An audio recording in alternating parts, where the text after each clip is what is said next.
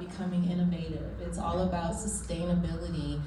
It's all about evaluating, and evaluation, honestly for me, I disconnected from the military for 30 years. Like I didn't want anything to do, or I didn't even want to live in a city that had a base in it. I was really jaded. I was a CTO in the Navy. I worked in Intel, and it's a very isolating world, even in the military for intelligence. We don't get to talk about what we do. We don't get to talk about things that happen. We don't get to really have those conversations. So we have to connect with our fellow comrades and battle buddies on other topics, on other, focus areas. And so, over the 30 years, what I realized, I did try to connect back straight into civilian world, but they just don't understand us. I mean, I really didn't think, I thought I'd just bounce back. Yeah, I'll just go home and everything will be fine. And it wasn't. And also, as you notice, I wrote this in one of the books that I was a part of, that, when you search veteran, 80% of the images that come back are men. But, women are veterans. There's so many veterans, and we all have an individual story, experience, and we all rise above it all in our own different ways. But I love what you said.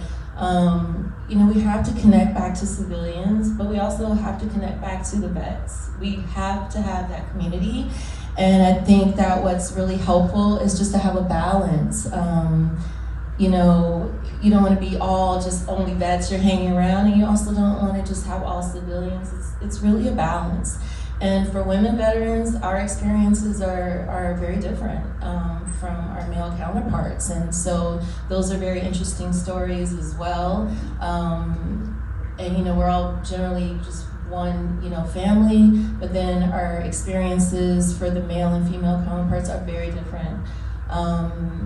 And sometimes, different traumas can drive us all into different holes, if you will, right? So it's hard to dig out if you don't have a balance of, both communities. It's because this community, our vet community, we understand, like you said, you meet somebody that's a veteran in 10 minutes, you're like, yeah, let's just hang out forever, So, but, civilians, and working in civilian world is very different. So I work as a transition coach because as a woman veteran and executive, it's very hard transitioning. Life transitions happen. We have kids, we have deaths that happen, we get married, all kinds of things happen, and sometimes we get triggered. I know people overuse that word triggered, but honestly, triggers do happen. So if we don't identify those things, if we don't educate, I think, companies, organizations, businesses, about the veteran community, even HR hiring directors, and we don't interview the same. So we're not self-advocates usually when we first come out. So we're not, I'm great, I do this, I'm fabulous. We suppress. So it's not about us in the military, so it's hard to make that shift back.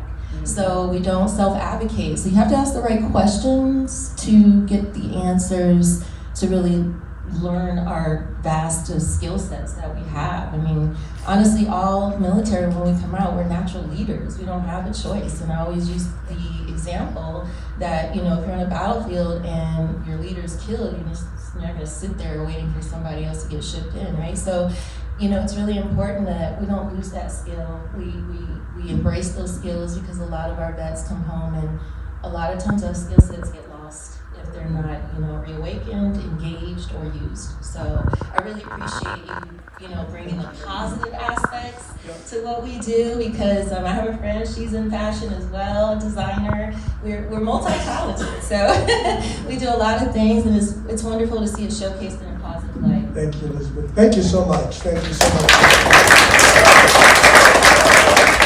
Now, I'd love if anybody in the audience has